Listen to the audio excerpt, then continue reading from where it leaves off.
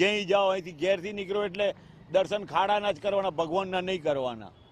પહેલા ખાડાના દર્શન કરવાના અને પછી આગળ નહીં કરવાનું, ધંધે જવાનું. આજ વિસ્તારના ઉપવનમાં રહું છું, એ ટાવરમાં.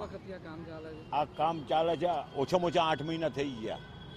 8 મહિનાથી આ ખાડા ખોદેલા જ છે, લોકો પડે છે, માટી ઉડે છે, દમની બીમારી થઈ જાય લોકોને.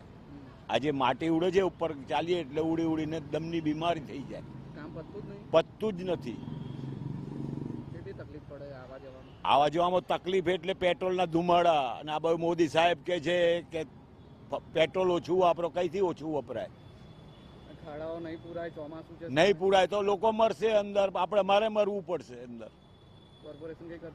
કોર્પોરેશન ઊંઘે છે, એવી કઈ ગોળીઓ ખાધેલી છે કોર્પોરેશને, કઈ સમજણ જ નથી પડતી. ઊંઘી જ ગયા છે, કુંભકર્ણની માફક ઊંઘી ગયા છે. હવે ચોમાસા પછી ઉભા થાય તો ખરા.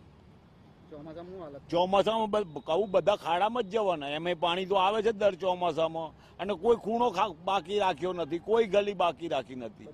પેટ્રોલ મળતું નથી ને પેટ્રોલ ઓછું વાપરો કે છે. કઈથી વાપરીએ? બધે ખાડા ખોદેલા છે ચારો તરફ. સિટીમાં જઈ જાઓ, અહીંથી ઘેરથી નીકળો એટલે દર્શન ખાડાના જ કરવાના, ભગવાનના નહીં કરવાના. પહેલા ખાડાના દર્શન કરવાના અને પછી આગળ નહીં કરવાનું, ધંધે જવાનું.